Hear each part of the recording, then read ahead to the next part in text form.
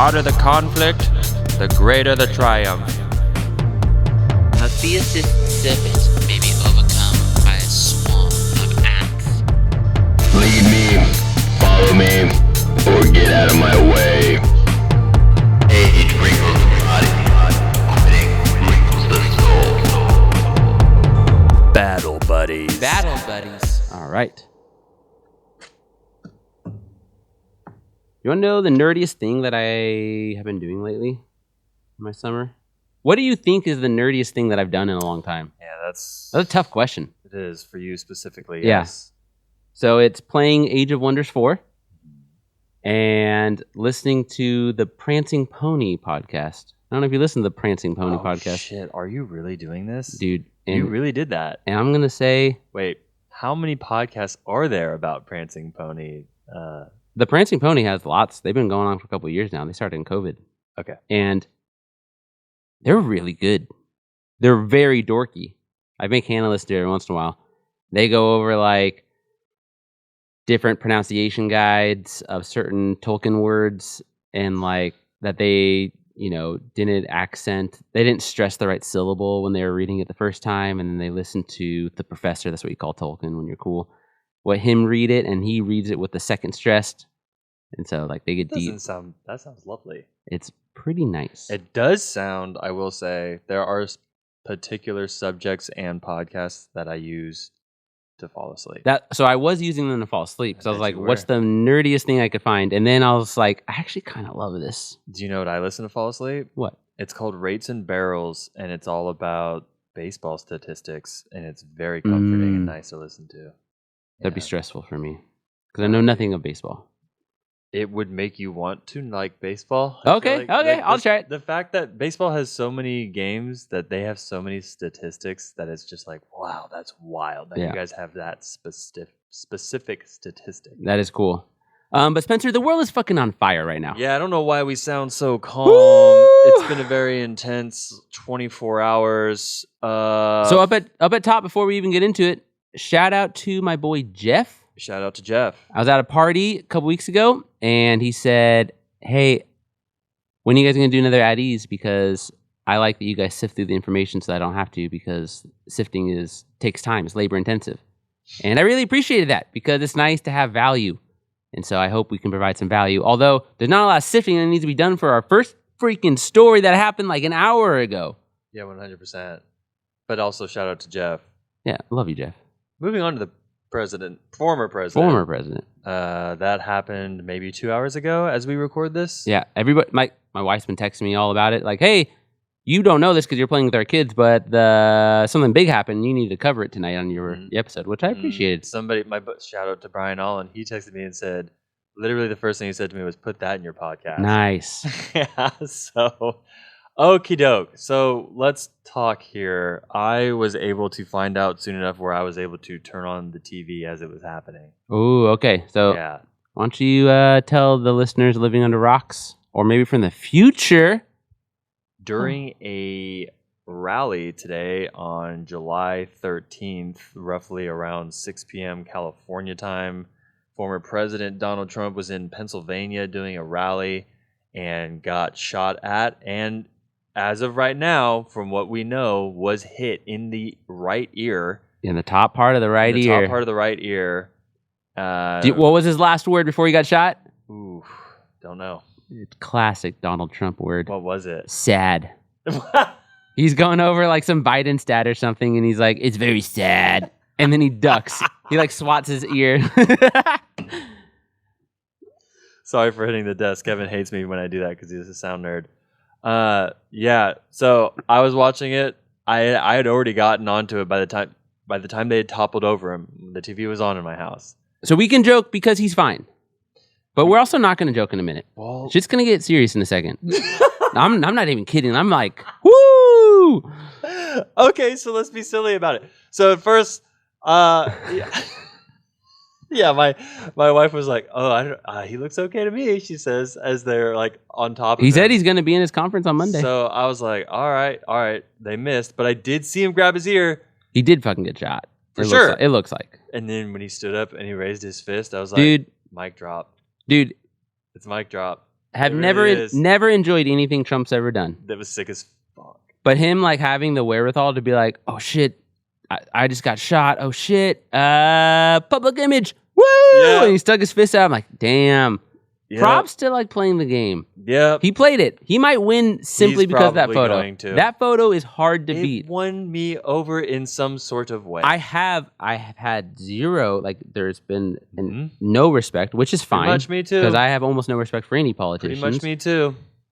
I do have, that has some respect now, politically. Like, I agree. because what's been the thing that I've been saying, I'd said a lot with Andrew Coville when he was on, is when something big happens, I want all of the like politicians in the room to click step in line and be America first. Like put on a strong face. and he did. And he did. He went on the line. He's like, oh, I can't be weak right now because. And he wasn't. And then all the other politicians have also played accordingly. I'm actually very like kind of impressed with our world right now, like our America, in this terrible act. The act is ridiculous. Like what a stupid fucking thing to do. Everyone agrees. And like, well, in Biden's campaign, I don't know if you saw, they pulled all their TV ads immediately, which was very smart. Not everybody does that right away, but that's a huge rhetorical like Tell me everything. misstep. Because if you don't, this election cycle is built on attack ads. And so if you run your attack Oh. ad, you don't control exactly when it goes on, right? You pay for windows of time, and you pay for like the how many times it repeats within a window of time. And so they could do 4 times in a row right after an image of him being shot, being like, Oh. Trump is the worst human who's ever lived. Like, that would look so bad. It would look so bad. And so they pulled them all. And like, well, that's fucking smart. And then like Obama made sure to come out and be like, this is stupid. Pelosi came out and said, my husband was also attacked violently by like a politically charged violent attack. Biden's like, this is the dumbest shit in the world. So Yeah. like, I like it. Everyone click stepping in Yeah. the line. Yeah. Like really quick. This could be a big deal. Like, let's make sure we squash it this time. So, if I was perusing through the chatter on the social medias of all the different mediums posting the picture of him raising Yeah. his hand, which is like just such an, I mean, historical picture. Like genuinely looks that way, right? It'll be in history books It so will. fast.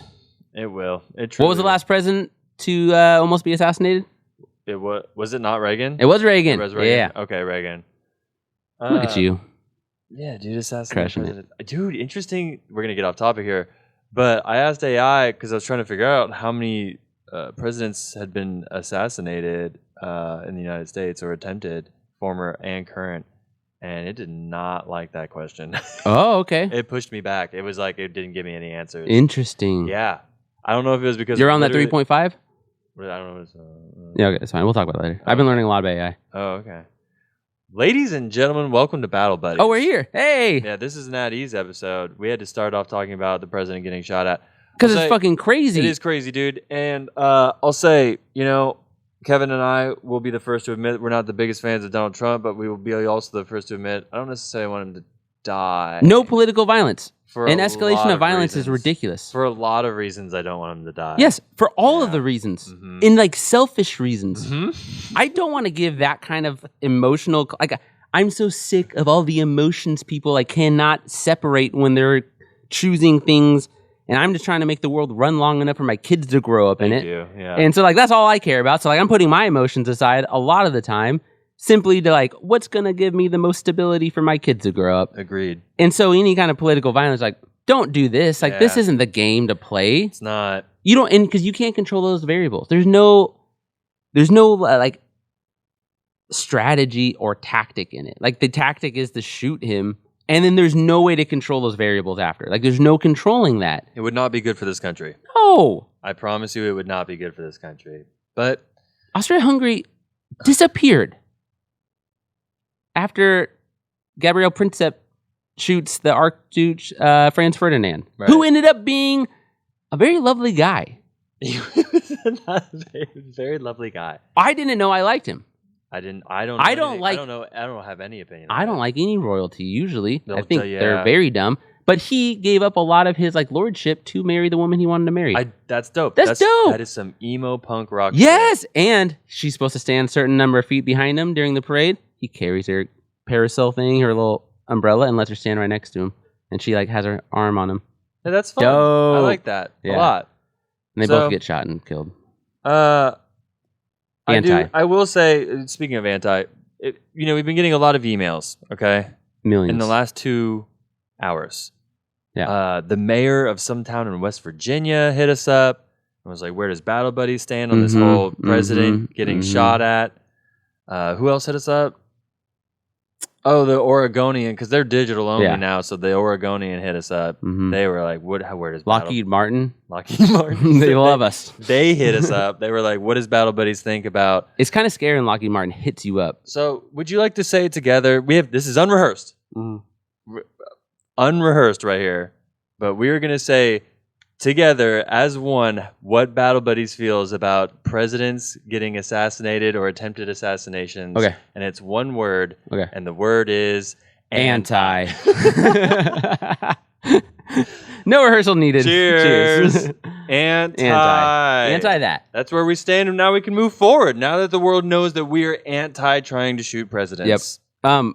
There's been some good. I've been following the Associated Press's live updates on it because I didn't know where I should get my news from, and I was like, "All right, Associated Press is fine," so I'll go on there. I do fucks with the Associated Press. I like their live update chains because I do like them. Yeah, and so, oh man, Donald Trump Jr.'s first tweet was so bad. I don't know if it was a tweet over on Facebook, but it was essentially like, "I told you the left was gonna get you." Like it was something like going way too far, and he had to delete it immediately. But they kept it, and I was like, "Damn, that was good. That was a good idea. Poor execution politically, like rhetorically, he's trying to cash in." So he changed it, and now he says something about like another attack from the far left, something like that, which is like a little bit like he created a little more distance. He had somebody run through it. Smarter. Do we know that? Do we know anything about the shooter? No, nothing's been released anyway. Yeah. We know that the FBI has now officially taken the investigation over. Per 20 minutes ago when I was refreshing my page. This isn't going to look good for either side, dude. No, everybody's going to look bad. Everyone's going to be mad. It's not going to. This is on brand for tonight's episode because we're going to get into nuclear war tonight. Yeah. And maybe we need like Hands Across America again. Like some healing. What would I be think the we need some equivalent? healing. With cell phones, Hands Across America is a little bit. Yeah. Maybe like everybody has to go to a Mike Love concert or something. I thought you were going to say has to do Molly. If the whole world did Molly, that's the same thing. I guess a Mike Love concert, Molly. Yeah.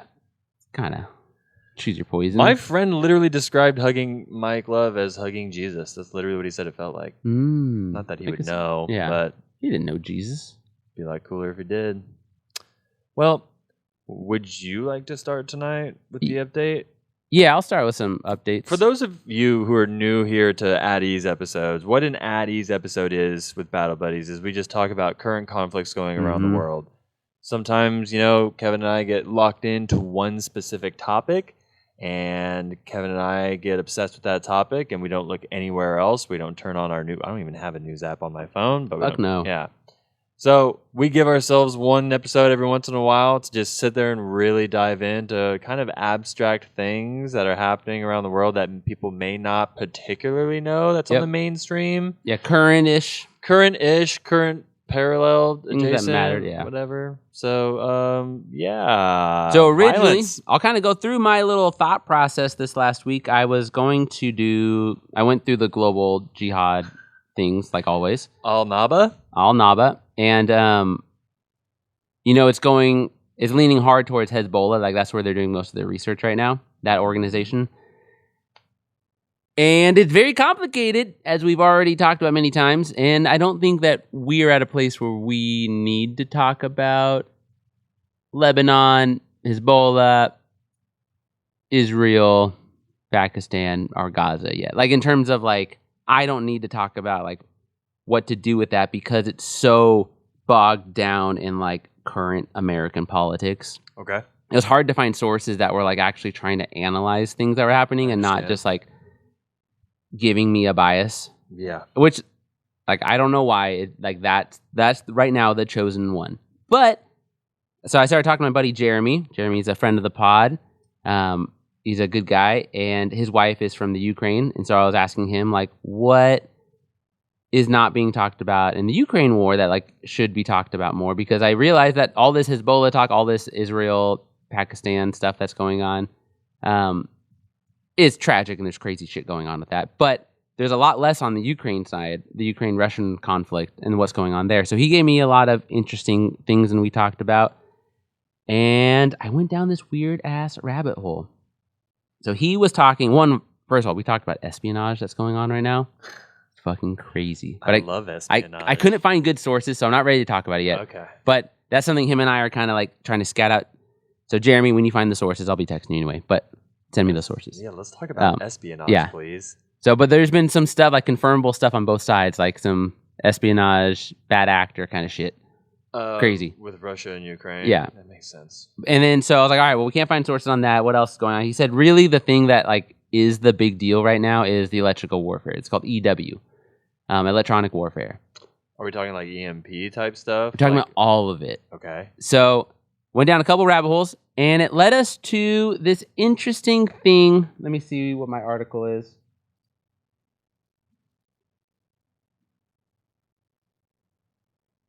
So I started by reading this article, Electronic Warfare in Ukraine Has Lessons for U.S. Weapons and Navigation. And what Jeremy and I were talking about as I was going through some of these sources is America suddenly became very callous to like the human factor, like way faster than I thought they would. Because normally you don't lose the human factor in war until like a generation or so after the conflict itself.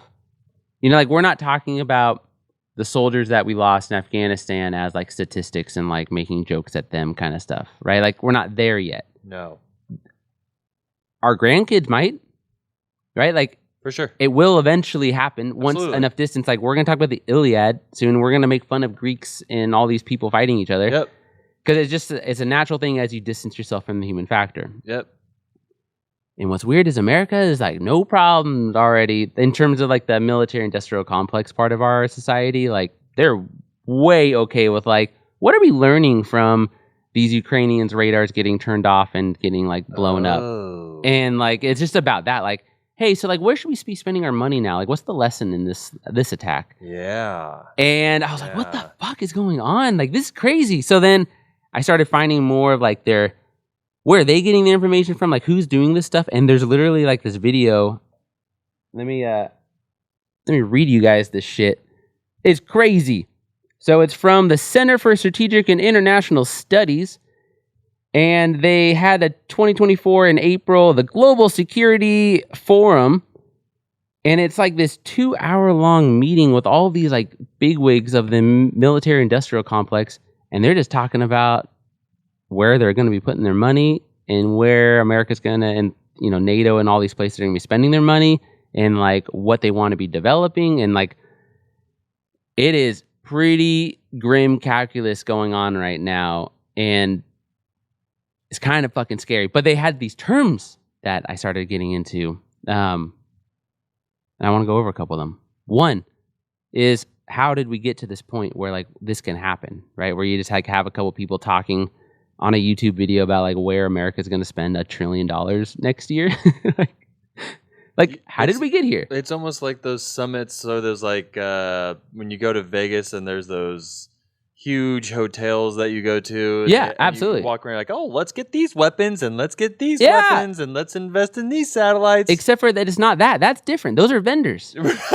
Right? Like that's Yes. competition. Right, but that's essentially what I'm saying is like these people get around and they talk about like what they're gonna weapons as far as weapons are concerned, Yes. right? Yeah. But I think the big difference between what you're saying, because that's what I thought it was, but it's not. It's like Tell me literally 3 people Oh. in this like thing. Like there's not that many people in this panel. And like they're not saying what they think will be competitive or what they think will be the best. They're just saying what they're going to do. And they started referencing this thing called the Last Supper. The Last this is what you Supper. were telling- okay, Yeah. okay. I was asking Spencer about this. The Last Supper, folks. I'm going to go down a little. This isn't conspiracy, although it's going to sound like one, because I read an interview with the guy who was there. So in 1993 is the end of the Cold War, right? Cold War ended in 1991. 1989, the Berlin Wall falls down. 1991, the Cold War is essentially over. 1993, the U.S. Pentagon predicts that it's going to have a reduction in budget, like it usually should after a war. After a war is over, you reduce the budget in military spending. And they did things a little differently this time.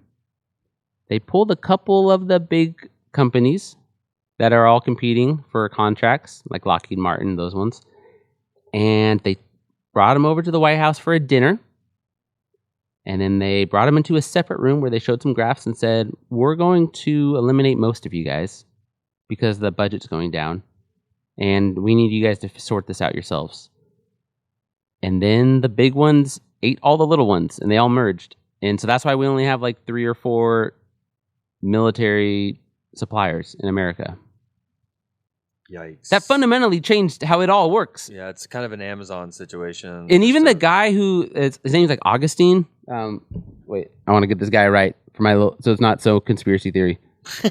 So Norman Augustine is the former chairman and CEO of Lockheed Martin. So he's not like a fucking nobody. Yeah, no. He's yeah, a big, for sure. and he's the one giving the interview. And so I read his transcripts, and he said, I don't think it's a good idea either. Like at the time, I didn't think it was a good idea, and even now, I don't think it's a good idea. He does say he doesn't really blame them because you're faced with a bad choice when the budget goes down. But what he said is competition's good. Absolutely. And what I started thinking about is all the interviews we've been doing and all the books we've been doing on recent conflicts in Iraq and Afghanistan, all those people that I read about that have been dying, people's friends and brothers. How many of them wouldn't have died if there was more competition in the products that were being sold? And that was a hard, I had to sit there for a minute. and be Americans like choices, dude. yes, and I like competition. That's what choices are. Yeah, and sometimes competition's bad. Like every time my brother and I drive through inside a ravine or something, and we look at the sidewalls, and they have all those cables now to hold up rocks. Mm-hmm. And my brother's an engineer, and so he'll say things like, "Just remember, Kevin, all those were made by the lowest bidder." And I was like, Well, "Why do you say that when I drive through it?" But that is true. yeah, but competition's also good. Unfortunately, this is where my brain goes when I go over the Golden Gate Bridge or any large bridge.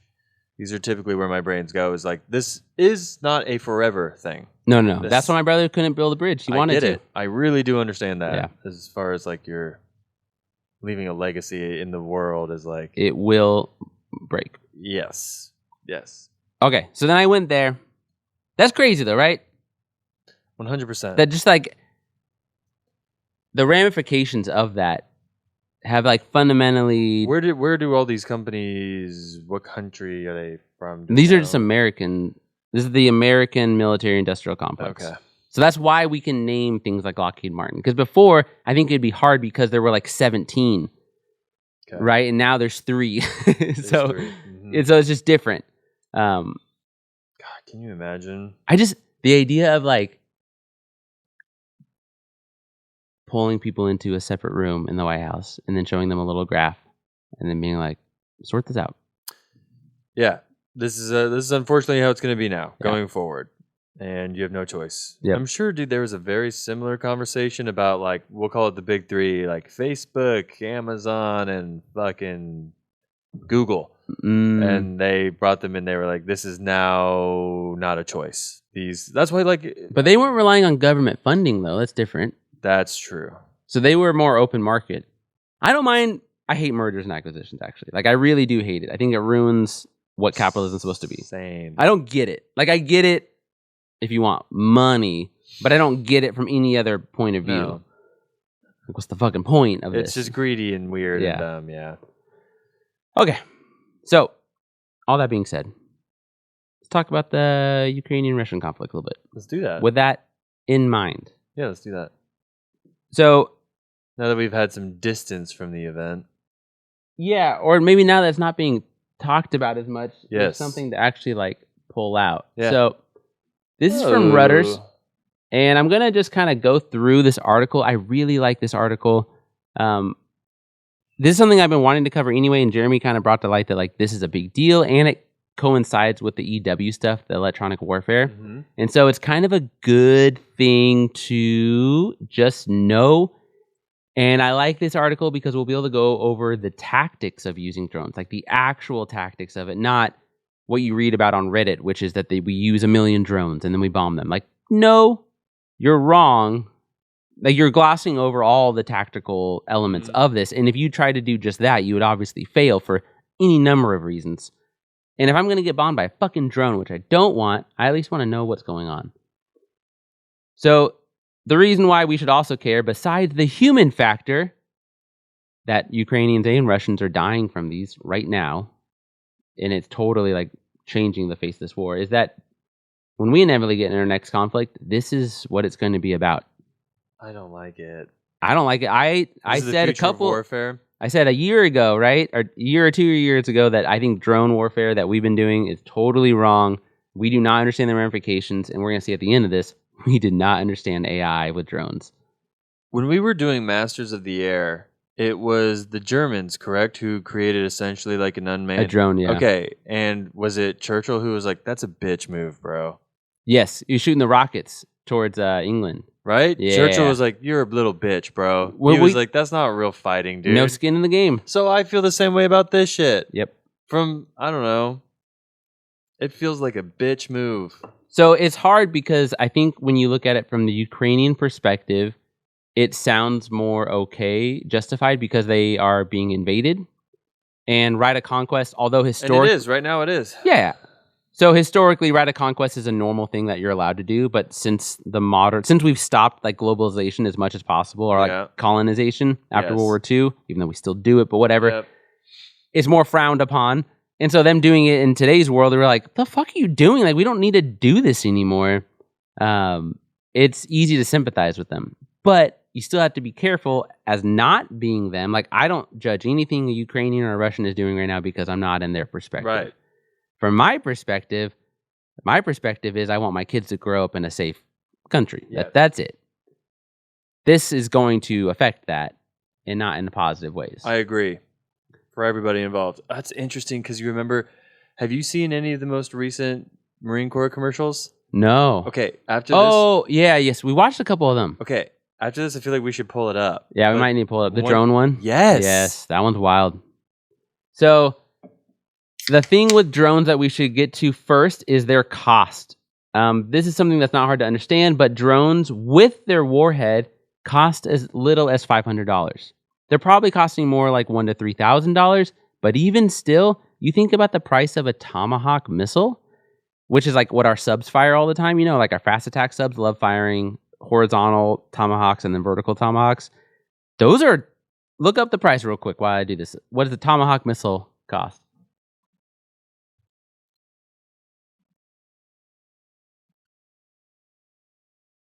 So looking at a couple of these, sorry, do you have the, Oh, well, I was also going to ask you, aren't they also using drones in Israel and Gaza as well? oh, they have to be. Yeah, I believe that's. I'm not covering any of that today. I'm just saying. I think that's a thing. All right. So the main thing with the drones on the cheap ones, so they're like first person view, the FPV, I think that's what it is. I don't know what 2 exactly. million. 2 million. So 2 million per missile. And this is 3,000. So you're talking about, oh, I could make as many of those to get to 1 million, right? If they cost $1,000, then I can get what, like 100 of them, 1,000 of them. And then I could throw them all and it costs me the same amount. And I'm just as likely to hit the target, but I don't have to go through Lockheed Martin to get there. So like we see this workaround as being a direct result of having the stagnant military industrial complex. It's all weird stuff happening right now. So they can hit targets usually from 5 kilometers to 20 kilometers. If you don't run and are American, then that's 3 miles, right? To what, like 12, 13 miles? The system is very simple. Fucking kidding me, bro? So like snipers, drones operate usually with 2 people. You have the guy actually controlling it, and then you have your like scanner, your comms guy who's using either like a long range drone or has like the most updated map given to them. And so one guy's driving, the other guy's kind of giving him directions. Kind of like the original Top Gun, right? Goose in the background, right? You have 2 guys, so one guy's flying, one guy's getting the target. Holy Targeted. shit, bro. Their payload is usually pretty small, so they're trying to hit smaller targets. Like they're not just trying to hit a tank, they're trying to hit the tank in a vulnerable spot. Like they're trying to hit either like a hatch or a vent or the engine. They're pretty effective with that. And let's see, usually the target will already have been detected by the reconnaissance drone, which we'll talk about in a minute. And then it's going to zip straight to the location and it's going to fly really fast. It's pretty devastating. And like this part of the article says, every day both sides are posting, their propaganda, and watching these buildings just disappear is fucking scary. Because there's no giant Tomahawk. The Tomahawk missile is so iconic at this point because it's just like the flame is so big from its thruster. But these are just tiny little drones with little propellers. So, scary shit. Terrifying. Now we're getting into some of the strategy and tactics. So how do you set up the organization of it? Holy And this is what I shit. find really interesting is they're saying that in every military brigade, so your like Ukrainian brigade has a mechanized battalion, an assault battalion, some specialized stuff, an artillery unit, and a tank unit, right? So that's a brigade. You can do a lot. It's combined arms. Inside the mechanized battalion, there's a couple drone pilots. There's ones for spotting, and there's ones for some of that, tank busting stuff. You're gonna be fucking kidding me. In the artillery, you have drones looking for spotting, right? And that drop bombs from the air. So they have bombs that they just drop from high above. They also have specialized drones for doing other things like spotting. So the artillery isn't doing a lot of it, and tanks aren't doing a lot of it, but the assaults are using it, and the mechanized battalions are using it. So in terms of people saying, drones are going to be everywhere, yes and no. Like, you can't actually quantify how much they're being added to it. But it's a significant percentage of a brigade now is Yeah. drone-based. Yeah, that's wild. That happened fast, right? Yeah. Yeah, I did not personally know this. Yes. Me either. I didn't know exactly how all this shit This works. is So here's how it works. compared to the shit we were using, comical. No, as Like our shit had to crash land, and we had to Yes. go find. Like, this is different. yes, This is a different game. And this is not as simple as just throwing a million drones like I've been reading on Reddit and other pages, right? Like that's how it's been portrayed to me. sure. So I appreciate Jeremy because going through the deep dive, like, no. This is scarier. Like, this is not that. So the way it works basically is you have a surveillance, like a long range drone, and you have your long range drone pilots, right? These are your reconnaissance units. This is your Allens, right? This is what Allen would be doing now if he was serving. Wow. And they spot something. So they spot a tank. Okay. Then they send that information to the headquarters. Headquarters is like, all right, what else do we got? And the short range drones, which are further up ahead, right? Those are kind of near the front lines. Those guys send out their drone and they also spot the tanks. Now they've spotted it twice. And then the headquarters is like, well, shit, blow that up. And then they blow it up. Interesting. So I think if you're looking for the sequencing, I think it's reconnaissance, long range drone first, then the short range drone, and then the headquarters gives the command to blow it up. Fuck.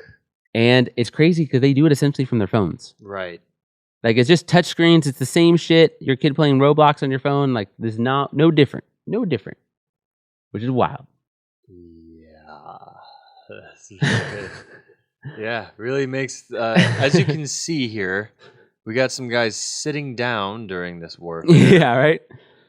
But we'll talk about it. They are vulnerable, though. It's not always great. So the attack, if we look at more of like how it works with artillery, so the attack from the artillery, they're going to depend on the target. The commanders decide how it's going to be hit, so they're going to probably shoot from their artillery.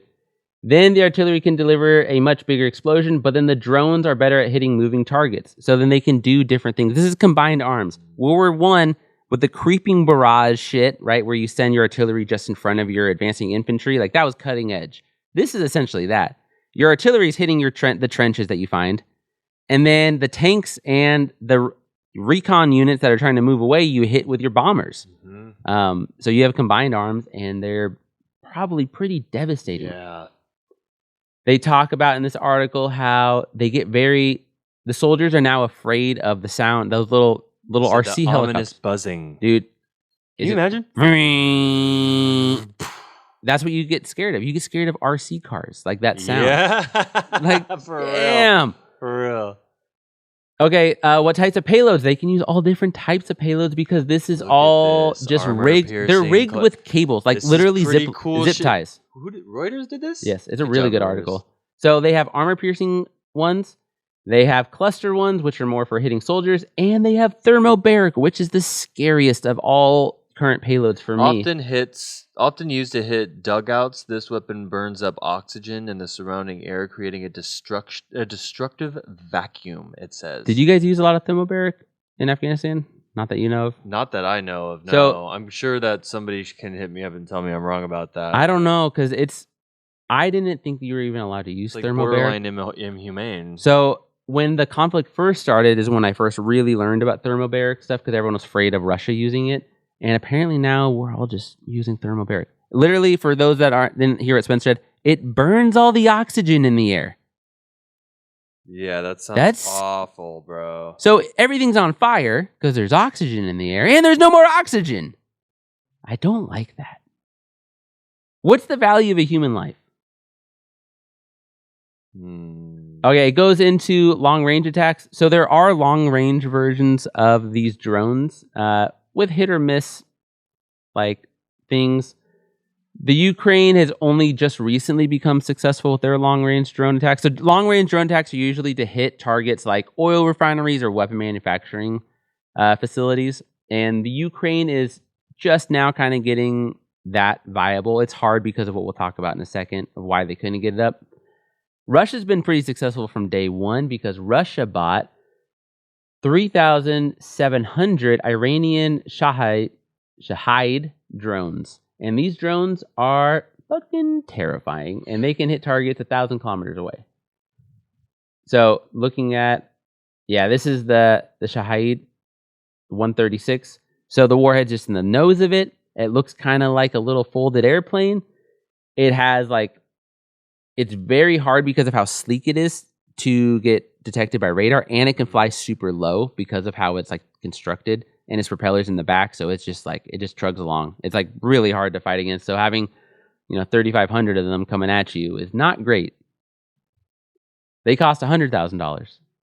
Oh. But again, $100,000 versus $1 million. Can you look up for me how much it costs to fly an F-18 for 1 hour? Have you looked up this number before? Dumb.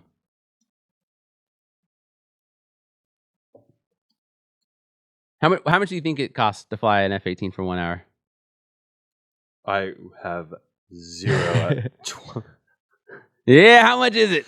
$28,000 per flight hour Yes. for the F-18. And I think it's actually more than that. Now? Well, because of the fuel consumption. Okay. And the repairs. Because every time, I didn't realize this, every time an F-18 goes in the air, it has to get repaired. And the fuel that it takes is ridiculously expensive. Let's see what other websites are saying. Other websites are just trying to pull me in. Yeah, it's fine. Okay, it's a lot. I believe you, yeah. So what do you do against this? This is where warfare, as we will see it later in our generation, unfortunately, and our kids will see it, is going to be complicated because it's going to get very high tech and very low tech. Mm-hmm. Part of that is how do you combat these different things? So Tomahawk missiles is my example today, right? Because they're very expensive and they're iconic. Not every country can afford a bunch of them. Not every country has a bunch stockpiled. So then they create this cheap alternative, which is the drone. Well, if your normal anti-air is meant to hit those big targets, then all of a sudden those really expensive anti-air rounds that the Ukraine had that we delivered or somebody else delivered, maybe Germany delivered them, or whoever delivered them, doesn't matter in this scenario, those suddenly were not that effective. They were wasting a lot of rounds, which is kind of what the drones wanted to do. So then they had to go back to flat guns and putting guns on trucks and just shooting machine guns because it was more effective than shooting the big guns. So you go, what we're going to see, I think, and later in our generation is this mix of incredibly high tech and then incredibly low tech warfare. And it's going to bounce back and forth constantly, which is going to be exhausting. Yeah. Trying to be an intel guy on that. Holy shit. Nope. For the Ukraine and Russian intel agents right now, it is probably a nightmare trying to sort through this shit. Absolutely. Because the other solution to this drone warfare is what we call EW, electronic warfare. This is the main thing. So what's been happening is that since you have a pilot piloting these drones, they found that they could jam the signals if they do it correctly. And then that drone will either crash or it will fly to its last targeted location.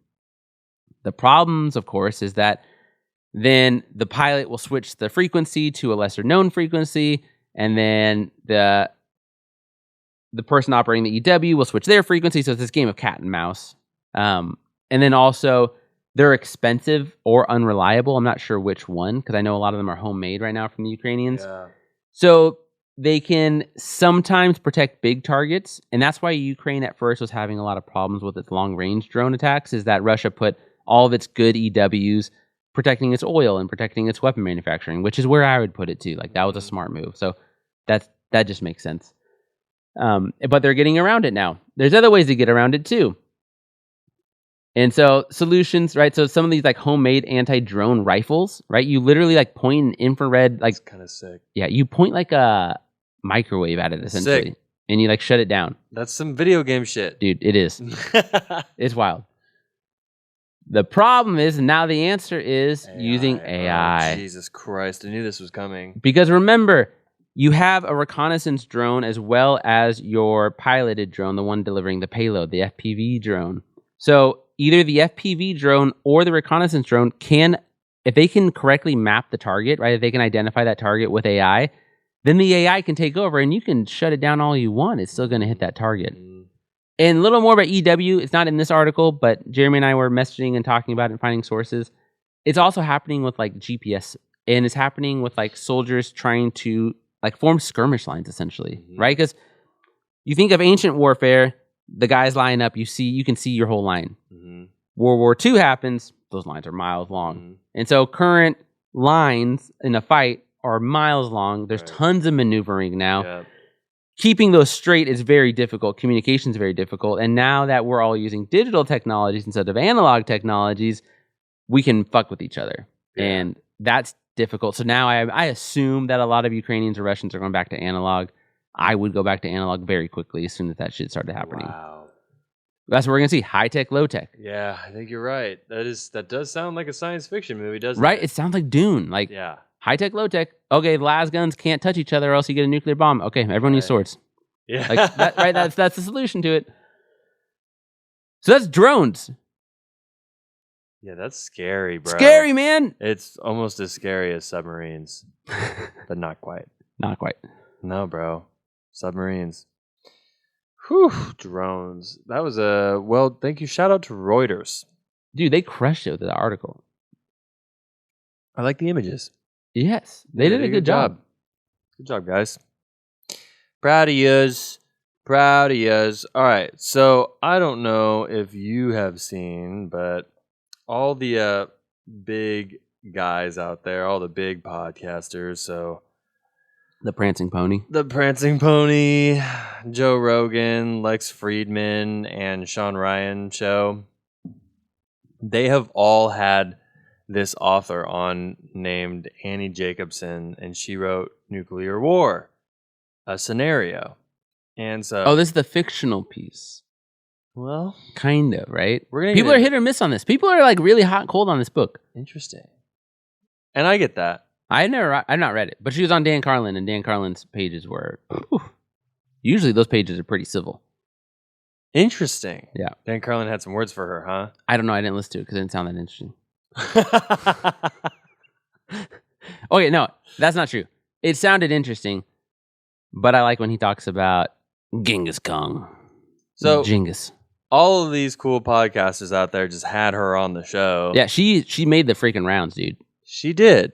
So what here at Battle Buddies, I listened to the book for all of you. I appreciate that. Took me 2 days to listen to it, and I just had my phone out and took notes, and here are my notes. I'm ready for it. Hold on, let me get the cover of this book. Yeah, there you go. Yeah, do that. Oh wait, I got one more term. Sorry, this is a newly declassified term. This came up on the Call to Arms Summit thing that I was listening to. It's called kill web. Kill web. A kill web. That's when you use multiple digital devices to predict where your enemies are going to be, to predict where you're going to kill them. That's sick. I mean, that's bad. This but like that's some video game shit. Yeah, let's read what the actual definition is. So, the kill web is a network that integrates intelligence and warfare capabilities across different domains, including land, air, sea, space, and cyberspace. It can sense an enemy's presence, track their movements and intentions, and provide commanders with options to defeat the threat. The kill web also allows multiple services to share intelligence quickly and in depth. That was one of the big points they were talking about, the kill web. And they're like, can we talk about this?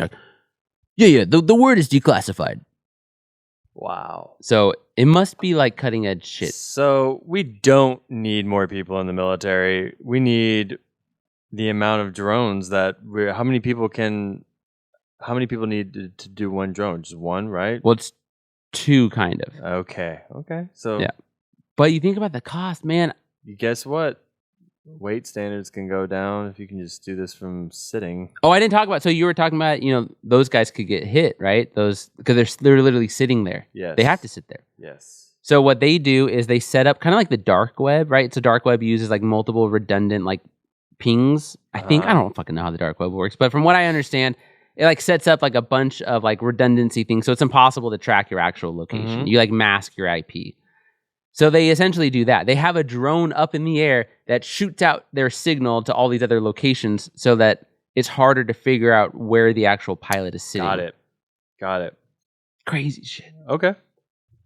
Nuclear war. Drone warfare. So we're gonna go from that to some really lovely. Yeah. So this is her book, A Scenario. Okay. So the idea here of this book is that she has come across a lot of government documents, and these government documents essentially go over a very detailed one of many scenarios of what it would look like, what Washington, D.C. will literally do in the case of a warhead making its way Okay, to I love the United this. States. Yep, designated survivor shit. 100%. Yeah. This is my. Let me lean back for this. Okay. Yeah. Okay, yeah. Take a sip of your... Oh, you fucking... Do you want to get more? No. I'm enjoying this. Okay, you're in a good spot? So, it's hilarious, right? So the book starts out, and this author is giving all these insane details. Yep. Talking about specific water pipes that are going to burst and all these different things. And at first, I'm Ooh, like, okay. damn, dude, this is not good writing. I was like, just say the town is decimated. Yeah. And so then finally she goes on and she's like, the reason that I'm giving you these details is because these are the details that are in the government documents. Oh. Like, these are the okay. details that they have worked out to be like, hey, when and if Yep. we get hit in Washington, D.C., here are some of the first things that are going to go bye-bye. That does matter, because I remember when the History Channel jumped the shark when we were in high school, right? Mhm. When it stopped doing Nazi documentaries, like Dum Dums, everyone was loving those. And they went to like, ready for the zombie apocalypse. Yeah. And I remember there was a good one where it was like, Doomsday preppers, Yeah. yes. and it was like, do you actually know what's going to happen to your city when the world goes to shit? And it's like, it will flood. Because waste management is a huge product of a city. The city planning relies on a human, I guess. Do they turn a valve? Do they press a button? Is there a blinking red button? I don't know how it works. But apparently, Right. it's bad. And that's going to come full circle with the Taliban because they wish they had some dams right now. Aw, poor guys. They got to pay mortgages. So this book, right, is going over this like specific scenario, right? Now, it is implied here from the author that the government, based off of all of this data that's out there that shows like what we would do within a nuclear war, in her mind, she thinks that the government is anticipating a nuclear war soon. I've been talking to AI a lot, and I've been doing a lot of different, research, and the numbers say there is a relative likeliness within the next 10 to 100 years. That is a thing. That is a thing. Like, likeliness does go up within that specific time frame, unfortunately. Yeah, well, because it's the the guy who made Improve the News. I listened to him, Mm-hmm. and because he's an astrophysicist, he does a lot of probability shit, and he talked about it. But like that's probability, and it eliminates the human factor. Because the probability is like, if there's a probability that this is going to happen and it's not happened, the likelihood that it happens goes up. And so over an extended period of time, it will likely happen at some point. Which I agree with, except for that I hold affirm, like, I can't live in a world where, like, I worry about my sword of Damocles. It's a moot point, unfortunately. Right, We're gonna there's nothing get I can into fucking it. do There's about it. Literally nothing that you can do Yeah. about it. Education is the only thing that you can do about it, and even then, that's probably not helping. Yeah. So, Mike Love. one, dude, we should partner up with him. That'd be Yeah. dope. You guys, hey guys, you guys want to listen to some Battle Buddies, guys? We don't need those politicians, man.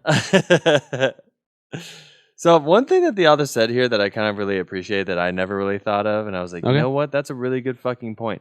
Whomever does end up pressing the button first, Yep. doesn't matter who, will probably get accused of genocide. Like wherever that yeah. rocket is heading to, it's like you now got genocide on your history book little thumbnail. Like oh, Hitler, that's the next Hitler. Mm. You dropped a bomb that literally decimated an entire race or way of people. Do you think that first guy who clicks the button won't be the one who is suffered the most? Because right now it's supposed to be mutually assured destruction. You send one missile, all of the other missiles automatically go to you. Yep. I have a hard time, but then I go back and forth. Some days I wake up and I'm like, yeah, that country's going to get blown up worse out of all of them. No survivors. But in other days I'm like, the human condition is like, maybe we should preserve some life. Mm-hmm. I don't know. Yeah, there's going to be a lot of philosophical talk as we trudge through this. Now, the after effects of nuclear bombs in World War II were kept classified for as long as possible so that the United States could keep that information for itself for the future of nuclear warfare. Yeah. Although we did have some moles. Yeah, for sure. So now there was something called Operation Crossroads, which was a public relations military test where they did a live fire atomic explosion. It was the first demonstration after World War II. It was in 1946, and at that time, there was 9 atomic bombs in the nuclear stockpile. 9. Okay, those 9 nuclear atomic stockpile bombs that were stockpiled, that was classified until the 70s that we had those just sitting there. Interesting. Mm-hmm.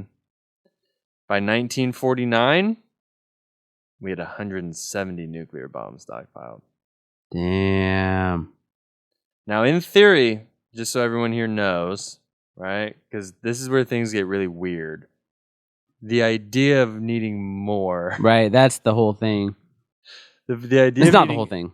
I mean, It them, is a big them thing. existing is the big Them thing. existing is a big thing, but Yeah, needing more is a weird thing we have to correct. figure out. So, 1949, we had 7 warheads. We knew that it would take about 200 to completely annihilate all of Russia. Okay. All of Russia is completely gone would be 200 warheads. Okay? So by 1951, the United States had 438 atomic weapons. So they could do it twice. And at the time, Russia had 5. Yeah. Okay? It is amazing we didn't bomb them. Dude, it's, well, There is a high likelihood we bombed them. That we would have bombed them. Like there were many times in the 50s I think we would have bombed them. 100%. 100%. Crazy. Then there's still a lot of, dude, we're going to get into this. I've morphed this into me doing an update on North Korea and Russia. Oh. That's really nice. You're welcome. I think we just signed something with South Korea, right? I think we just NATO'd something. South Korea is hanging out with us for sure. They're Yeah. definitely our allies. It wouldn't be NATO, but we just did something with them, Mhm. like a new big thing. Okay. Now, by 1952, we had 841 atomic weapons stockpiled.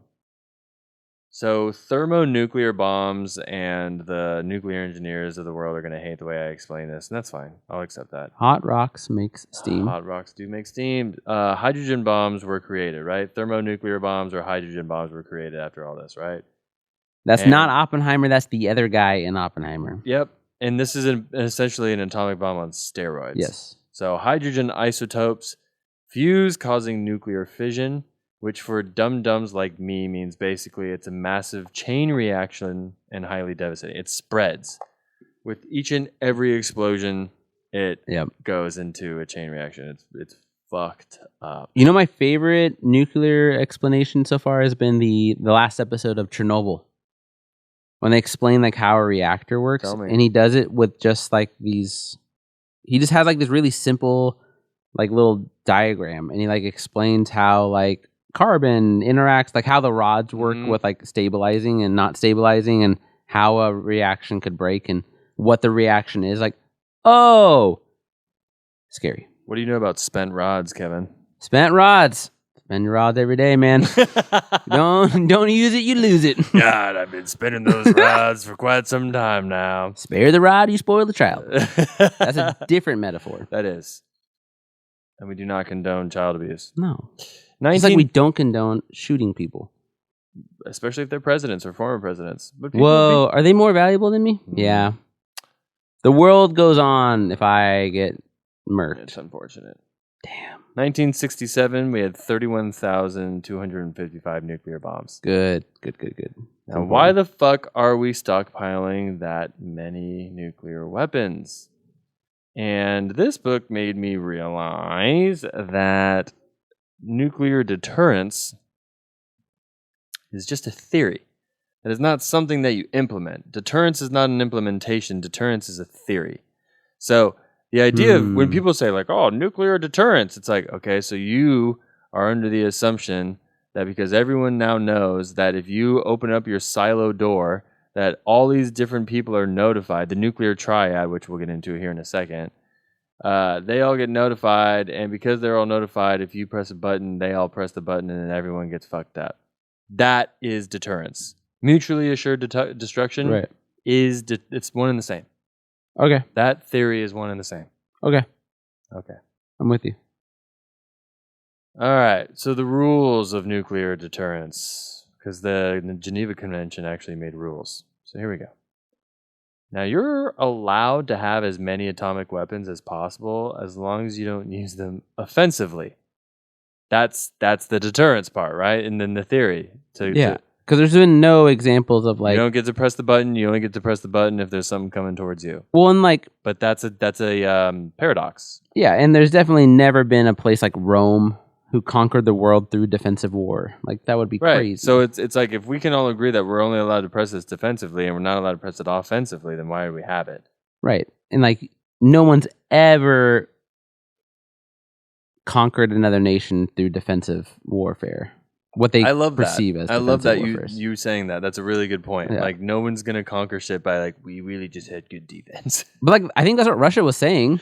That's what Rome said. They say Rome conquered the world in defensive war. Yeah. Like it's literally what they say while they salt the earth, Right, so right. that the people will never live again. Right. Stupid. So yeah, the author was calling this double speak, right? You're It is allowed to double have speak. yeah. Yeah. You're allowed to have atomic weapons, but don't use them unless they're being used on you. It's actually a really good model to teach double speak off of. Okay. Yeah, I like that. Okay. Because double speak can get complicated for people. Like people like my wife is not deceptive. She does not get double speak very well. Like Mhm. she understands cleverness. Like she's not dumb. Like she's highly intelligent. She's smarter than me, and she likes when I'm witty. But like when I explain, like, oh, this person's deceiving. You know, they have multiple layers of their Layers, yeah, rhetoric. for Like sure. their rhetoric has like multiple layers and multiple goals. And it's like, no, because that would be being a shitty person. Right. like I have really bad news for you. Yeah, sorry. Sometimes people suck. How am I the idealist in this relationship? Right. So there was a lot of psyops that went on. There's still currently psyops. MK Ultra. Yeah, that was one. Wait. that was one thing that was like. Could we side story real quick Yes. into side stories? Did you listen to Henry Zabrowski try to go into NASA? No. Can we just have a moment? Henry Zabrowski? He's a big fan of our show. He's probably our biggest fan. He loves us. He fucking adores us because we're great and we love him. Yep. On their most recent side stories, he tried to go into NASA because one of their fans is an engineer or something or scientist. He wasn't allowed in because he's a conspiracy theorist. Let's go, bro. NASA was like, you can kindly fuck right off. And he did. He had to fuck off. They literally didn't let him in? They didn't let him in. That's awesome, bro. I felt so bad for him. You know, he's sitting like, there in "What?" the They're parking like, lot. just "Oh, we're like, good." I know what I saw. That's awesome. That's great. All right, so let's talk about the morality and ethics of a preemptive first strike Ooh, okay, I like attack. this. I mean, I don't Okay. like this. My nightmares.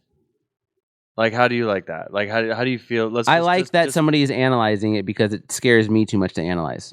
I can't analyze it, even though I want to. It's my sword of Damocles, right? I would love to hear, because you haven't read this book, and that's Right. fine. What in your mind immediately comes to mind if you were to be asked, who would you probably have to preemptively strike on planet Earth? It's China or Russia. Interesting. Interesting. That's not who you would do too? Preemptively. Preemptively. No. Who No. who would you Probably preemptively? North Korea. I don't feel like that's a Well, we're gonna preemptive. get into it. Okay. All right. There's a reason they're hella poor. They put all their money in something very specific that's really interesting that I did not know, and it's also hella classified. I have faith in our laser grid defensive wall. Yeah, No, but I yeah. have No, I- you should not, according to this book. It's like I believe in a prime mover for God. I don't, but like it helps me go to sleep. I believe in the laser wall. Okay, the laser wall is God. Whoa, is it God? It could be. Do I need to start praying to my American flag? You should start praying to a laser. I would rather play. Honestly, if I told people that I prayed to a laser wall, I would feel not bad about that. I would be like, yeah, my God is a laser wall. And they're like, excuse me? I'd be like, dude, check this out. Just stay with me for a minute here. And if they heard me, they'd be like, that tracks. That's hard. You heard of supersonic warheads? When you go home at night, just remember that I'm praying to the person that's letting you sleep at night. The AI system that will target the supersonic warheads. You're welcome. Woo. All right. When this idea was brought up amongst officials in DC, nobody objected to the idea. Okay? Nobody Okay. objected to the idea of having all these nuclear warheads. Okay. You know what I'm saying? At some point when they're like, we Great. need more nuclear warheads, DC was like, yeah. Of course we do. The only person. Oh, and again, we also on top of all these nuclear warheads, Washington D.C. was also morally on board with being like, yes, we might have to do a preemptive strike. Yeah. Okay. That's what I'm saying. I think that it's crazy that we didn't blow up Russia. Okay. So the only homie in fucking D.C. who was like against the preemptive strike was a fucking Marine Corps general named Shoup, who won the Medal of Honor. And he was like, why the fuck would we bomb people who have nothing to do with war that they might not even know about? I Like, love it. that seems un-American and I'm not on board. I was like, hell yes, What bro. a homie. Yeah. Yeah. He was just like, preemptive strikes? You want to bomb people that have no idea? Some people that might not even know what war is going on? Right. They don't even know that they're in a city Good that's for you, dude. Yeah, producing A a, person who's military actually quality. been in like a conflict. Yeah, people should know they're in a conflict before they explode. Now, the operation plan. Why is that a hot take? It shouldn't be. It shouldn't be. People should be allowed to know they're in a conflict before they explode. Agreed. 100%. Like war is like humor where it should be an agreement, like you were teaching. In Yeah, class. comedy. Comedy's an agreement. There you go. Ooh, interesting. Comedy and war. It's an agreement. I'm having a new free association on this. I like this. Because if it's not, then it's just terrorism, right? Like if you're not agreeing, like if you're preemptively going to bomb someone, or like the book said in the beginning, it's genocide. It is genocide. Trying to remove a culture. Yeah. Damn. So the operation plan psyops to convince people that nuclear war is a good thing currently happening is something that nobody really has information on. Mhm. We don't know. I'd be curious to know what they think. I mean, like this new Fallout show, but that's a video game. Yeah, I don't know of any propaganda or psyop that they would be doing. But the author simplifies it here and says it's basically important to know that Russia has the same nuclear arsenal the United States does for all intents and purposes. Right. Have you seen the beginning of War Games? Yes, years ago. Okay, do you remember it? No. Dude. So the beginning of War Games is fucking legit. So it's Okay. these two dudes in the Air Force sitting in a bunker. I don't know in the movie, but in real life it would probably be somewhere like in like Colorado Springs or Like the Nebraska. Minutemen? Yes. Yeah. And they're sitting in these chairs and they get like an alert that there's an incoming. It's like, all right, cool. You have like 6 minutes to figure this shit Yeah. out and launch them, right? And then two guys have to launch it, right? And in the movie War Games, one of the guys basically looks at the other guy and he's like, I don't think I can do this. And he pulls out a handgun. He's like, you fucking have to do it, Yeah. right? So you're welcome. That's an entire chapter. Like, that is legit. There are Air Force people right now as we speak, Yep. sitting in a bunker that are waiting to get a call that they have to press a button to. We called the football. We're gonna get into it. Yeah. There's alleged. Did she talk about the Russian who didn't do it? No, no. There was a false alert, and a Russian Minuteman was supposed to push it because the alert went off, and he's like, "I can't do it," and he didn't do it, Whoa. and he saved the world. He literally saved the entire world.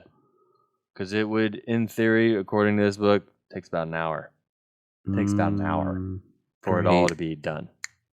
The longest, shortest hour of your entire existence. Yeah. So, the president is not trained on nuclear war defense for a reason. Okay. For a huge reason. Crimson Tide. Well, because of the whole fucking purpose that literally the only person on fucking United States soil that's allowed to do the codes is the president, Right. which is really stupid. It's crazy. It's really dumb. Well, Crimson Tide talks all about why it needs to be the president. And since it's an election year, how do you feel about Joe Biden It's making me think that having the codes? That's what I meant to say. Not just Joe Biden in I- general. I already feel like I already know the I feel answer. like I'm still fine with Biden having the codes rather than Trump. Yeah? Yeah. Trump's a hothead. I don't like hotheads. Trump is a hothead, but Biden also doesn't. Biden listens to the people He around also him. doesn't. Yeah, so would he remember the codes? I hope he doesn't push the codes. I hope we just blow up and no one else blows up.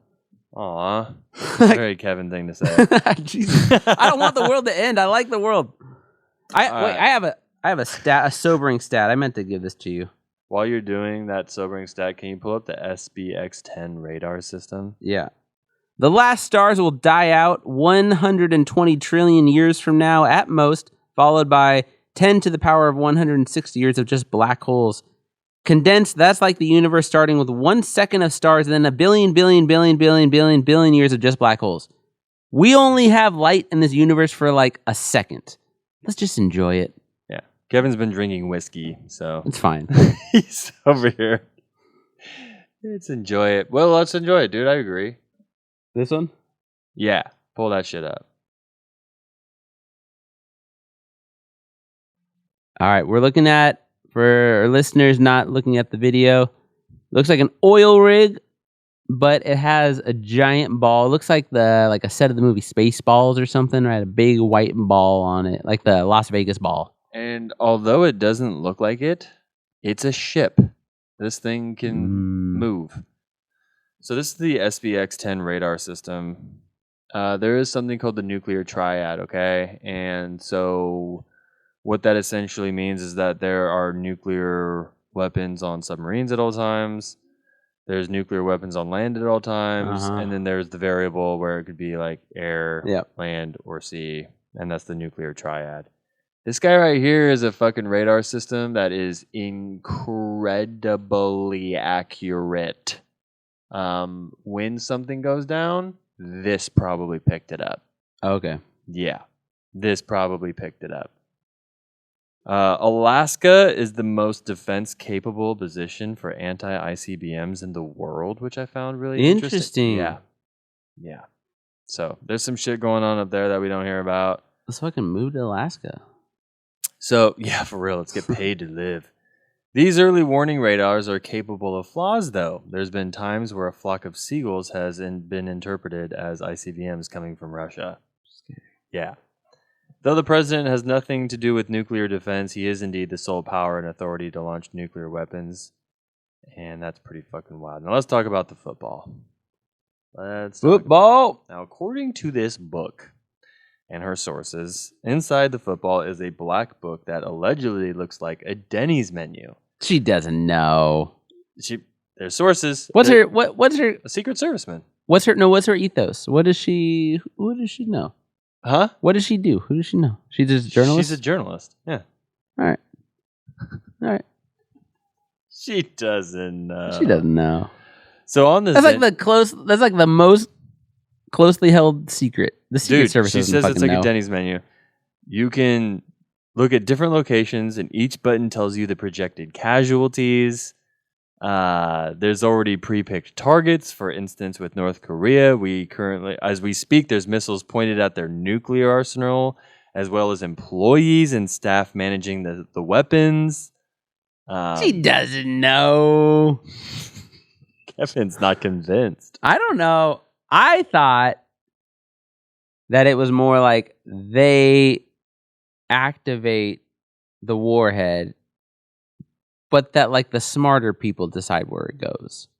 No, I don't think, because the problem is, bro, is that you have 6 minutes. So he has time to sit there and consult with, like, the Secretary of Defense will be a huge person that'll be talking to him about this the whole time.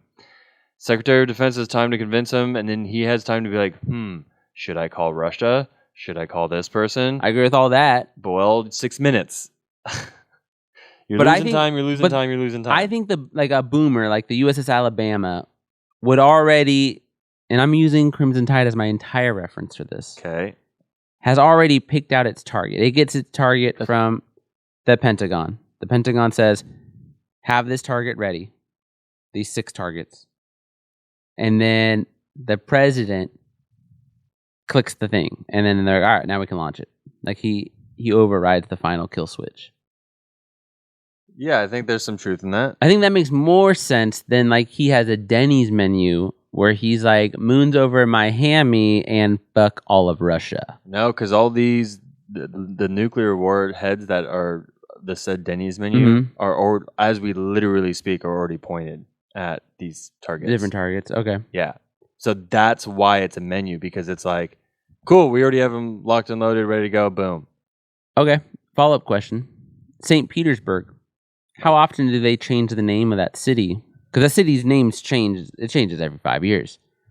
Every revolution changes the name of it. Do they change the name? Like someone like, is there a piece of tape over it? Like masking tape? It's good. It's Yeah. Stalingrad now. It's Leningrad. It's question. St. Petersburg. I don't know Alright. if it was Stalingrad and Leningrad. I know it changed names a lot. You know, she said something in this book that is fucking epic, and I am starting to, after reading this book, I will say what this book did for me is made me realize why people who are on submarines feel like they're way cooler than everybody. Okay. Well, you essentially are like protecting the world. You are protecting the world. Literally, it's you are pretty protecting the cool. world. But also scary. It's terrifying. It's very dangerous. Yes. Yeah. People want to find you. So, would you like to hear my favorite quote about submarines in the book? Yes. It is easier to find a grapefruit in space than it is to find a submarine in the ocean. Oh. Scary. That's intense. Scary. There's Run something- silent, run deep. Run silent, run deep, dude. There's something in the Geneva Convention called Rule 42 where targeting a nuclear power plant or anything causing massive destruction is a war crime. But in the words of Hitler, if you win, you need not have to explain. It's true. Remember, deterrence is a theory, not an implementation. The Kremlin apparently has this image dome supercomputer AI Yeah. image screen building thing. You know what I'm talking about? Yep. Like an IMAX situation where they sit there and war game all day figuring out their best maneuvers for nuclear war. So do we have so many think tanks across America? Bro, just wait. This is honestly, dude, just wait. Okay. This is going to propel us into wargaming. It's like one of the most important things you could be doing right now in life, bro. Oh, that's all I needed to hear. I'm not even My joking. recent Age of Wonders campaign is flawless. I'm just saying, dude. Wargaming is highly, highly important. The problem with the nuclear strike is that world leaders would not have enough time to call each other and ask what their next move is. In theory, this would cause a so-called cascade of events due to world leaders guessing and anticipating other countries' moves. Speculation and intelligence based on this scenario predict that San Luis Obispo in California is to be one of the first targets because that would knock out a massive portion of California's grid from the nuclear plant. And this scenario, it even includes a social media giant like X going down in theory, crashing the website and the app. Like that's how deep. Okay. That's how deep these apps. But that's how deep this scenario is going. But like, I'm okay. That's fine. Who gives a fuck? I mean, the people. I know people that work for Musk. Washington D.C. would be the second target, with New York being a likely third option. Reagan had something called the Proud Prophet War Game. Have you heard of this? No. So I don't like the word proud anymore, but I like this. The National War College played this war game over and over again, going over different nuclear strikes, wars, and scenarios. And every simulated scenario nuclear war always ended the same way. There's 0 winners on both sides. Yeah. 0. There can't be. There's no way to de-escalate, according to the data from the war games. Now, as we learned with the Iraq War, when DC does wargaming and doesn't like the results, they declassified and published skewed results to steer a narrative. Yes, they do. Which is just another reason I think Battle Buddies should invest more time in wargaming. Yeah. It's All like, I want- it like exposes a lot of things. I really do think that I'm wasted not in a think tank doing something Let's just do obscure it and ourselves. awesome. Just Yeah. do it ourselves. Doomsday planes. Have you heard of Doomsday planes, bro? No, but I like Dude, it. Doomsday planes are these planes where, like, when shit hits the fan, so when the president presses that so-called Denny's menu, Uh-huh. he now gets to go in a plane and fly above the planet and make decisions as though it's like a doomsday, right? Can fly around for 24 hours without refueling. There are currently buildings the NSA owns where they practice flying drones through simulated mushroom Yeah. clouds in preparation for recon during a nuclear war. Yep. There's a military doctrine. I feel like military doctrine is something that I'm going to be starting getting pretty nerdy into soon. There's something called restoring deterrence within. Ooh. Yeah. That's cool. Yeah. It's fancy speak for bombing the shit out of aggressors to force them to stop. Yeah, no, but that's interesting. It is interesting. Restoring Because I can't move past the mushroom cloud. As soon as I see the mushroom cloud, oh, it's all fucking pointless. Okay, so what they're saying is restoring deterrence is if we found out that Kim Jong-un did some shit, now it's just light him the fuck up. Yeah. I actually recently was reading in one of my wargaming forums, somebody talking about that. Like, there is a possibility that we don't retaliate, that, like, there's enough grown-ups in the room to be like, the world doesn't have to end today. But that country isn't anymore. Like, we are going to blow the fuck out of that country. Yep. And That's the reality. that is an interesting take on it, that, like, that is the most morally sound response to that. Like, don't send another one. Like, you will not send another one. Yeah. But we're not going to send one I would either. like to have an ocean. Yes. North Interesting. Korea is the hardest country to gain intel on, giving all of its hidden underground tunnels and bunkers. Yeah. In nuclear war terms, this is a huge intelligence gap that is very concerning. Unfortunately, if North Korea launches an airstrike, we already have missiles aimed at Pyongyang. Yep. Fully understanding that civilians will die in an effort to encourage a madman from stop doing what he's doing. Yep. The scenario goes into an idea that the president boards Marine 1 and an EMP makes it stop mid-flight and he has to jump out and pull a parachute. He lands violently in a forest at one point, borderline bleeding to death, and then begins to talk about how zoos are even affected. If missiles do not go off in the United States amidst an attack, there is something allegedly called a dead hand. Have you heard of this shit? No, I don't think so. Oh, Dead hand. bro. Okay, so get ready for this. So let's say, God forbid, God forbid.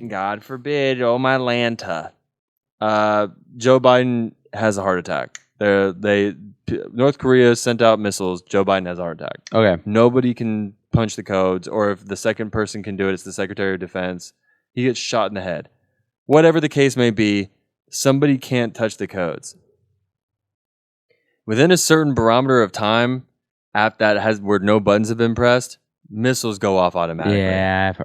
Yes. I have Mechanized missiles are like, oh, bloop, oh, we have. heard. I heard scanned that as Dead Man's Switch. Dead Man's Switch, Yeah. Dead Man's Hand, Dead Man's Yeah. Switch, but they go off regardless. It's fucked. Remember, it's important to know that everyone who has nuclear weapons knows this. Yeah. They know this. So, That's crazy. yeah. And as That's a, Post Malone that's a once cold ass line. said, paranoid man makes paranoid plans. Yes. Son of Satan warheads. Have you ever heard of this? No. I've definitely never heard Son of of this. Satan warheads, or in the Son of West. Sam. I was like, why are we celebrating Son of Sam? He's a dickhead. We call them, we call them Minute Med warheads to Yeah. honor the Revolutionary War or whatever. These are the world enders. Okay. These sons of Satans or Minute Meds. The only way these ones end in like a nuclear holocaust. Now, have you heard about the certain class of submarines? A certain class? No. I know boomers and fast attacks. No, mostly. Do you know about the Oh, what are you doing right now? Skibbity Ohio Gat? Nice. Classic. Ohio class. Oh yeah, Ohio class. Yeah. Yeah. Those are boomers. Those are the big dude. These Those are the big boomers. everyone needs to bow to the Ohio class submarine. Yeah. These things are rolling around saving the world. Is the Alabama not an Ohio class? Is it too old? No, I think it is. I think right? it is. Yeah, it's a big boomer. Now, the Defense Intelligence Agency, which I'm going to go ahead and I haven't talked about this with Kevin yet, but I'm going to unofficially say it's my favorite intelligence agency. Okay. It's my personal favorite. Does the best government intelligence work. Reported in 21 that North Korea has by far the most complex and state-of-the-art underground nuclear protection facility. And everyone's sitting back and wondering, why? Why? Yeah. Yeah. So North Korea apparently has a massive EMP weapon that could wipe out the United States power grid, but the details are highly classified. North Korea's mission statement since 1950 has been the reunification of Korea by force. If that means annihilating other countries in the process, so be it. All right.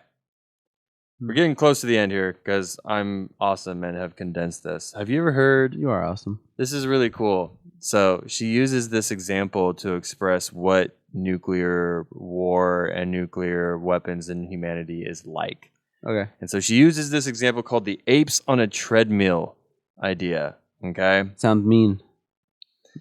It's so basically what was happening was they accidentally kind of found out something interesting about human beings. I thought you were going to say they accidentally put a monkey on a treadmill. I was like, yeah, that's not an accident. Someone No. was having a good time. This sounds... No. So they were trying to find out if one of the reasons that humans became bipedal was to store more energy or to be more efficient with their energy. Whoa, I have a side theory on that.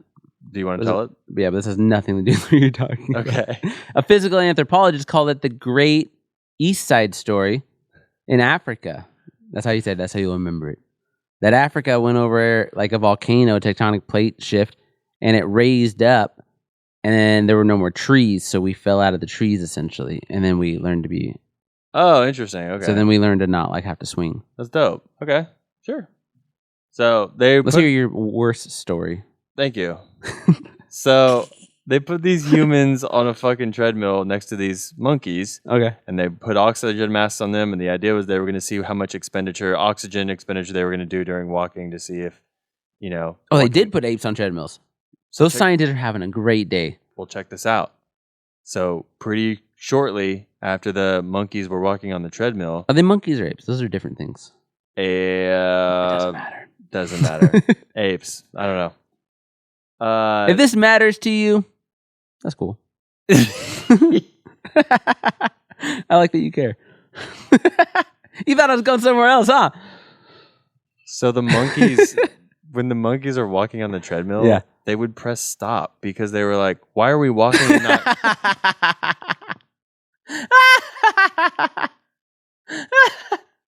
Because they didn't understand why they were walking and not going anywhere. Me too, monkeys. You know what I'm saying? Yeah, no, I get it. So the monkeys were like, "We do not accept that you guys want us to do work but not have anything in return.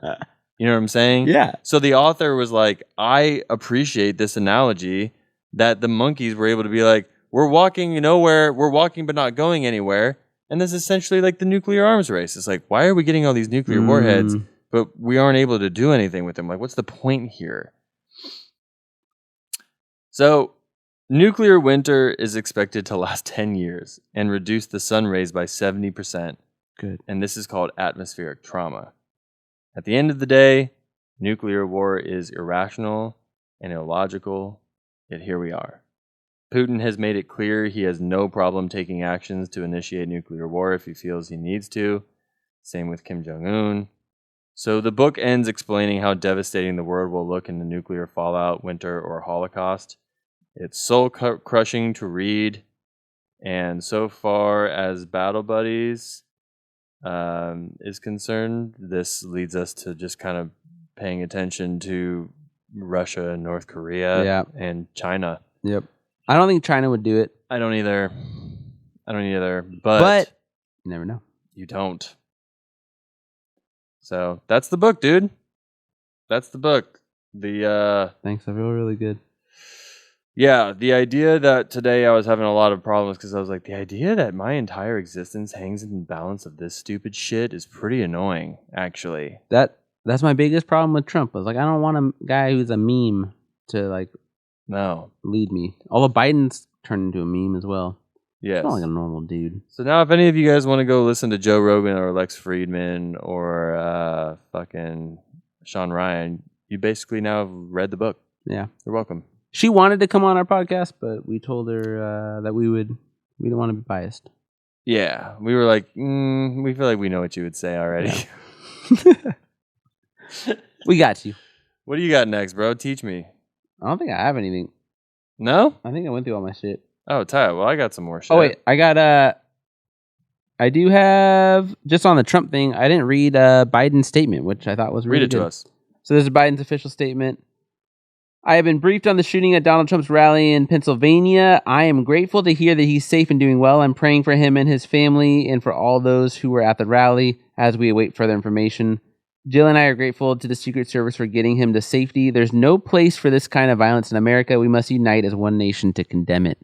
I do like that. That was really quick after the attack.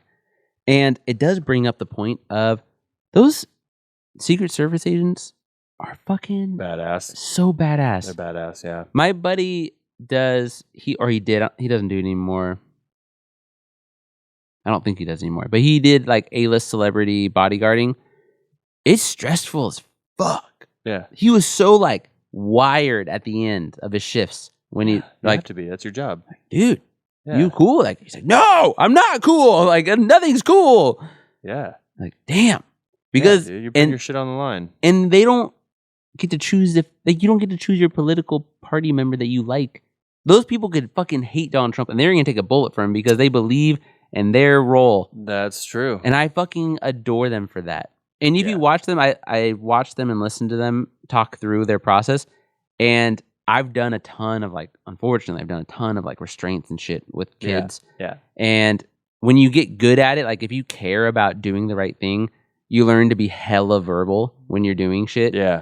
You're like, all right, I got team. Like, where's are the exits clear? Like, what's going on? Like, you'd have all these little code words and de-escalating things, and you're trying to just divvy out shit. And they fucking did that so fast. Their training kicked in so fast. They're like, on the ground. You are in charge. Like they named the guy, which guy's in charge, and they say, you tell us when to go. And I was like, that's cool right there, because that infers he's now team lead. That guy is now he has the most information. So he probably has the best connection to what's going on to the sniper or something being target down. So he gets to say, all right, we're all up. And then when they all get up at the same time and they fucking tower over Trump as they move. I'm like, damn, humans just that's some Dune shit. That's not high technology. That's just people operating efficiently. Yeah. Mm-hmm. Shout out to the fucking Secret Service. I would love to do an episode on a Secret Service conflict. Yeah, that would be cool. That'd be hella fun. That would be really fun. Get some retired Secret Service dude on here or some shit. That'd be dope as fuck. They wouldn't say anything. That's true, probably. Those guys are too cool. Oh, I think some of them do write books. I think one of the guys that did that was with Kennedy wrote a book. Makes sense. Yeah, recently. Fuck. Before he died. I think right before he died, he wrote it. Fuck, dude. Damn. Did you hear what Putin did? Pooped. Putin signed a new bilateral agreement with North Korea last month. That's what I was thinking of. It wasn't us with South Korea. It was Putin and North Korea. Yep. The inverse. Russia and North Korea will provide each other military support without delay if either country is ever invaded, according to a new bilateral agreement reported by North Korea state media. Yeah, I was reading that. That's not good. No, dude, that's not good at all.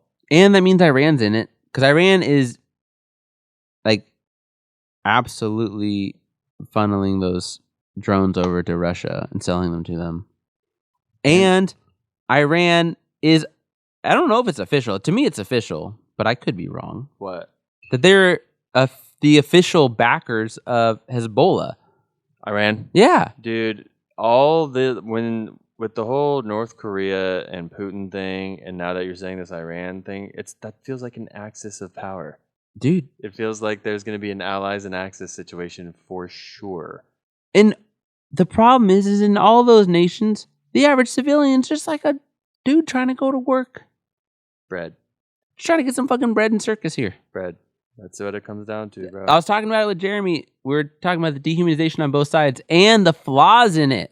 Because I don't know if you've been reading a lot online. I've been reading a lot online of people like making fun of Russian military and like their lack of prowess and stuff. Like they're essentially revealing themselves as a third world army. I've been reading a lot of shit like that. Interesting. I've not read that. Oh my God. So much of it. And it's annoying because that's the same shit we did to like Japan in World War II.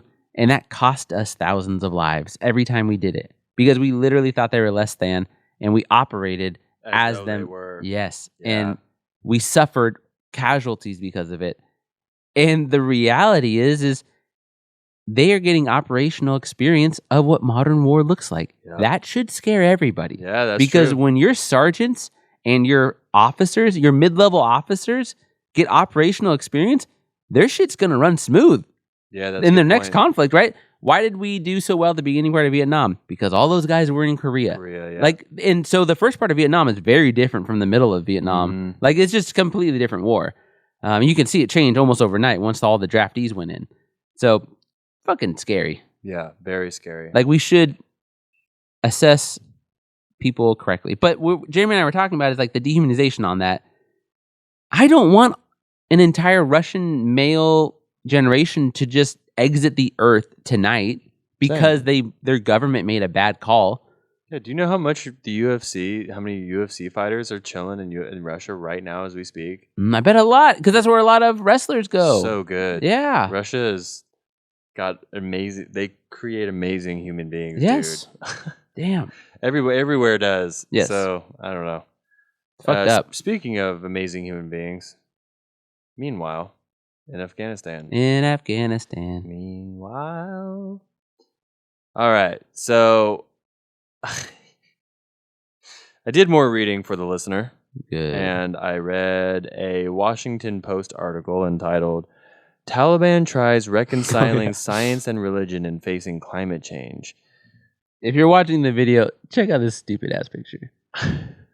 We don't know who this guy is here that's next to the Taliban. I'm gonna be potentially racist here. I'm assuming this guy's the Taliban. And I'm assuming this guy's not the Taliban. Yeah, the white guy I don't think is this. That guy looks like he is. But you know what? Maybe that's an assumption I'm making. I don't think. Unlikely, but possibly. But we're saying this guy looks like an actor who makes a lot of money pretending to be a poor, like, environmentalist politician or something. Like, what is this Yeah, outfit? who are you, bro? All right. Anyway. All right. So, I don't know this guy, this Taliban guy. just so we're all clear here, the Taliban are doubling down on their whole hating women thing. Good. So, for instance, in the Olympics, there's going to be some Afghan women coming Mhm. out to like the old flag. If you look behind you, like that's kind of, they have like a new country name. What is it? The United Arab something. of Oh, yeah, Afghanistan that's is what it's right. now called. And so Taliban has a new flag for it. So women are going to be coming out in the Olympics under the old flag. So the Taliban is obviously not recognizing them as like citizens of Afghanistan. That sounds so complicated. So the point is that Yeah. there's a lot on the world. The Taliban runs the country. Right. So when they need humanitarian help, they got to go talk to some folks or Yeah. whatever the Well, case may be. This is Spencer and I's take on this. Mortgages. We're anti their stance on women and a lot of the things that they're doing in Of course, practice. dude. We are pro them getting mortgages Yeah. because Yeah. the like domestication of Spencer and Kevin is because we have fucking It mortgages. really tied things down. It really was like It I got to pay really- this every month now. Pretty much. For a forever. long time. Yeah. Long time. Okay. Better have your shit together. Yeah. Okay. Good luck. So yeah, now the Taliban is like, oh, we're a government, so we actually need like to go like talk to other governments. Yeah. So they go to And it's the best way to combat terrorism, legitimize them. Why is Hezbollah so hard to fight? They don't have set up bases. They don't have bases. Right. They have movable bases. Very smart. Now the Taliban showed up to their first climate change conference in an effort to be like, hey world, we need some humanitarian help. But Afghanistan is one of the top 10 most affected countries by climate change. Not sure if you've heard, but recently they've had a lot of flash floods that have been killing like entire Whoa. villages and stuff like this. Ironically, they're probably not producing a lot of the CO2 emissions that are ruining this great world we live in. That's true. But they are exporting the fossil fuels. But that's not really their So- call. We were going to export those no matter what. Trust me, they took that opportunity to blame us for the climate change. They should. That's their political, that's their rhetoric. That is their move. That is their move. So the Taliban finds itself in an interesting place. That is asking interesting. for humanitarian aid while also not recognizing women as actual people with feelings and opinions. And not about that one. That's about it. So historically, the Taliban's environmental activism was unrelated to modern climate science. The Quran encourages Muslims to plant trees, and locals recall how the Taliban flogged illegal loggers when the group was first in power in the late 1990s. Damn. At the Taliban-run That's Afghanistan, at the Taliban-run Afghanistan Science Academy in Kabul, religious scholars are now debating how to reconcile modern science with centuries-old religious beliefs. Some religious scholars at Taliban-run institutes fear that prolonged drought and the growing number of deadly floods in Afghanistan may at best be God's punishment and at worst a sign of the apocalypse. Others allege a new chapter in American hegemony, a foreign plot to bring the Taliban-run regime to its knees by exposing its natural disasters. Taliban and Afghan citizens alike understand that climate change exists. What they need is a dam to consolidate water properly, but Yeah. that costs money, Yes. and money they don't have, and as long as they live in the Stone Age and view women the way they do, they won't be getting any help anytime soon. Who destroyed their original irrigation systems, do you know? Oh, was it Alexander the Great? Genghis Khan. Gone. Yeah, the Khans. It's so like because the Islamic Golden Age is fascinating. They were fucking rising stars, and then they had the Crusades on their left Yeah. and the Khans on their right, and they're like, holy shit! And some of these historians are like, they still have not recovered from Yeah. the catastrophe, which is wild. That's wild. That's 1,000 years ago. That's crazy. 800 years ago. At the end of the day, it's going to be interesting to see what the world does to reject the Western life that we live. Yeah. That's what things seem Is like. that our sword of Damocles? I don't know. I don't know. I don't have those answers. So I guess it can't be because you have to know that you have to see the sword. That's the whole point of Mhm. it. There's a big question mark right now. Seeing a question mark over here, it's dumb. I agree. You don't know that's gonna fall on you. There's a kill lot of you. ambiguity there. But that's our episode, dude. That's our first IDs in almost a year. I read an entire fucking book. I was gonna say it feels good, but I don't feel good. It Feel never, weird. it never I feel usually, weird. It never usually feels great coming out of these. Yeah. Because we're usually covering some pretty heavy shit. But we appreciate you for listening. Thank you. Shout out to Matt Bowen, fallen officer recently in Vacaville. Yeah, it's fucked up. Our heart goes out to the family. Get hit by a stupid drugged up driver. Yeah, really fucked up. Shout out to the Vacaville Police Department during this time. Shout out to the Bowen family. His mom was my English and journalism teacher. It's a really cool family. So that's really sad. What a careless use of life. Shitty things happen to good people all the time. And that's a reality we have to accept. We don't have to agree with it, but we do Nope. have to accept it. Just be kind to people. Share the path, man. Yeah. Just do your best. And, if you want to hit us up, hit us up. If you're feeling sad or if you're feeling happy. Regardless of the emotions, we will accept you. I don't give a fuck what you're feeling. Rate and review. Damn, that's so... I'm just kidding. I want to know what you're feeling. Not Kevin. Thank you for listening to an episode of At Ease. It is so hot in this garage, but we love you very much. We got some Iliad coming up within the next couple of weeks that we're very excited about. Kevin's been working his ass on months. You've been working on it for months. I have been working on it for months. I've read so many books. Months. Most books I've ever read for a topic by probably more than I've ever read on See, topic in grad school. We're only getting better. Yeah. We're only getting better, folks. So I please didn't say share that, this, rate and review us, share it, talk about it, help us out. We appreciate you. Anything else, dude? No. Well, until next time, Hoka hey. Hey, we both remembered. hey.